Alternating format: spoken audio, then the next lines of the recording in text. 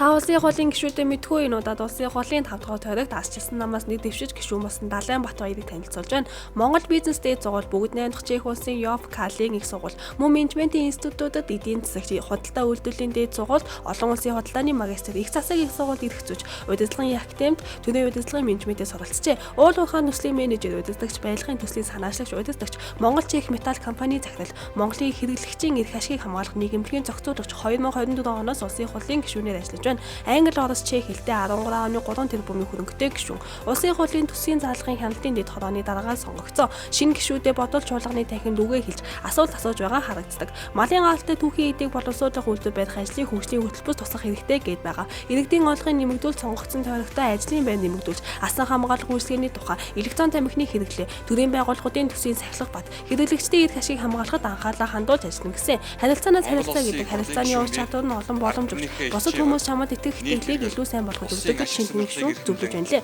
Ямар ч улсын хуулиас багцгүй төсвийн даатгыг зөв зохицуулж асууж буй хянан шалгах үүдэлтэй хорооны дарга болсон хойно ажиллаа сайн хийгээсэй. Сонирхлын зөрчлөөс ангид байж гишүүний үргээ чин шударгаар биелүүлэхэ тангаргалъя.